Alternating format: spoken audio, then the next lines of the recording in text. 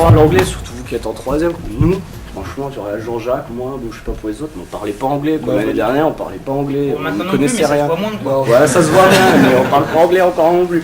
Mais d'être parti là-bas, du coup déjà de s'être mis dans l'idée on va partir en Inde et comment on va se retrouver sur un marché si je dois voir un truc ou une merde, un hôtel ou quoi, on s'est mis à l'anglais quoi. Pour notre survie on s'est commencé à bosser l'anglais à fond. Et après d'être en Inde, de connaître un peu les bases, bah, c'est là qu'on a trop appris l'anglais quoi. C'est bête à dire mais c'est pas une salle de cours qui va te donner envie de parler anglais quoi. Avec toutes les affiches qu'il pourrait y avoir. C'est d'être dans un pays anglophone, de le parler, de rencontrer des jolies filles. Ça va beaucoup plus vite que ce qu'on pense en fait à l'anglais, parce que quand on est là-bas on se dit ouais les 2-3 premières semaines on va en baver, et en fait non c'est quoi, c'est 2-3 jours pour arriver à comprendre l'accent et après très vite on peut parler quoi. Après, on arrive à se faire comprendre. La première barrière, la première difficulté qu'on arrive dans ce genre de pays, c'est la barrière de la langue. Donc tout le long dans le boulot, c'était des gens qui ont été très attentionnés avec moi, qui ont pris le temps de m'apprendre, de me comprendre.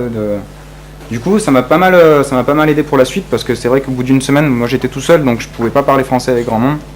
Donc c'est très vite venu l'anglais. Et après, en plus dans mon voyage après à moi, j'étais beaucoup plus à l'aise quoi. C'était un plaisir quoi, de pouvoir parler, discuter. Et puis je pense qu'un langage différent, c'est une autre manière de penser aussi. Donc c'est assez plus direct, plus je sais pas comment expliquer le truc, mais plus concret quoi. D'être parti en Irlande, ça nous a apporté beaucoup de choses quoi. Enfin pour moi, je pense pour eux aussi. Déjà rien qu'au niveau de la langue, c'est hallucinant quoi. Moi je savais pas parler un mot d'anglais, je savais que ce que j'ai appris là quoi, mais sans plus. Et au bout d'une semaine, je me suis sentie totalement à l'aise quoi. Les gens ils viennent vers vous, si vous n'y arrivez pas, ils vous aident autrement. Il y a toujours moyen de se comprendre, ça c'est pas un souci. Il faut pas que ça soit une barrière, vous dire que vous savez pas parler anglais donc vous partirez pas en Irlande. Ça n'a rien à voir, une fois qu'on est là-bas, vous êtes totalement dans le milieu et puis une fois qu'on est là-bas aussi, c'est que de l'oral et ça change du scolaire. Vous n'avez pas d'écrit. C'est pas de l'écrit comme ça, puis si tu n'arrives pas à dire un truc, tu passes par autre chose, ou tu trouves un touriste français qui arrive à expliquer. Il y a toujours moyen de se débrouiller en fait. Moi j'ai eu beaucoup de mal quoi. Avec l'anglais, j'avais vraiment énormément de mal, je parlais pas un mot anglais quoi. Le premier mois où on était à Pente-Lagarde, du fait qu'on était 4 Français à rester tout le temps ensemble, j'apprenais l'anglais mais j'avançais vraiment pas beaucoup. Pas d'escargot quoi. Mais voilà, après voilà, j'ai fini à rester un mois tout seul quoi, et le mois où j'étais tout seul en anglais ça a été la révélation. Là j'ai vraiment progressé mais énorme. Ouais. Même en hindi un peu. Ouais, même en hindi. J'ai fait un mix quoi.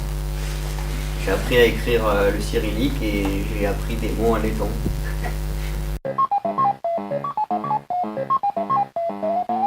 Et au niveau de la bourse, nous, ça a été un peu plus de 300 €, à savoir trajet aller-retour, et puis une fois là-bas, avec le strict minimum, pour 100 €, on arrive à tenir 5-6 semaines. Mais bon. De ma poche, là-bas j'ai sorti que 60 €, ça m'a largement suffi pour 5 semaines. Et voilà, donc moi je rentre dans mes frais par rapport à la bourse que j'ai eue. Bourse Leonardo. Ouais, qui m'a payé, bourse Leonardo et bourse européenne, qui m'a payé le transport, le logement et la bouffe sur place. Voilà. C'est que les bourses, on les a toujours pas touchées. Par contre, vous pouvez demander au lycée qu'ils vous fassent un chèque et après vous leur remboursez une fois la bourse à eux. Oui, on a été logé dans une résidence universitaire, vu que là-bas c'était l'été et que les étudiants n'y étaient pas. On a pu être logé comme ça. Au départ, on devait avoir payé la moitié du logement, mais vu qu'on a fait du bon travail, notre maître de stage nous a payé le logement entier. Du coup, on n'a pas eu trop à dépenser là-bas, juste le complément de la bourse, parce que le billet d'avion coûtait plus cher que la bourse qu'on nous a donnée. De ce fait, on a dû compléter le billet et c'est tout ce qu'on a eu à payer, quoi, parce qu'après, la vie là-bas est 10% plus chère, donc ça fait pas beaucoup, plus qu'en France. Et puis en France, on aurait été obligé de manger aussi, donc on n'a pas beaucoup dépensé plus. Ouais, c'est surtout ça, quoi. Faut savoir que les bourses, elles nous ont bien aidés quand même. On avait, moi, j'ai dû payer mon billet, je l'ai pris en février, il me coûtait que 550 €.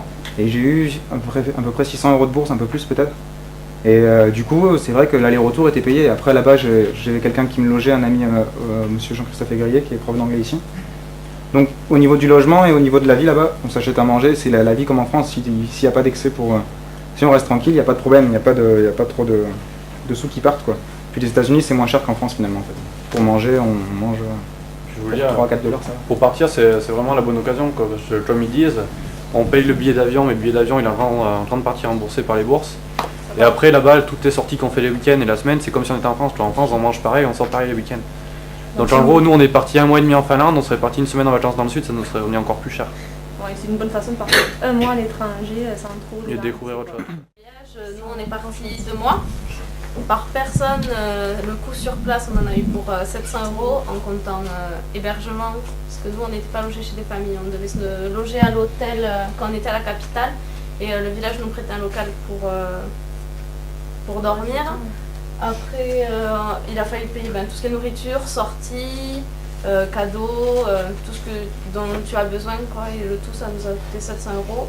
Et le billet d'avion, on en avait pour 650, plus les vaccins, parce que les vaccins, il ne faut pas les oublier, mais c'est une très grosse partie aussi du budget, parce qu'il faut faire le vaccin de la fièvre jaune, l'hépatite A, typhoïde, donc, et le pour le palais. Donc ça revient pas mal. Et il faut bien se préparer aussi avant niveau médicaments, parce que là-bas, c'est quasiment introuvable. Enfin, on en trouve, mais ils coûtent extrêmement cher. Et nous, je sais par exemple, la seule pharmacie qu'il y avait, c'était à Ouagadougou. Après, il fallait aller à l'hôpital.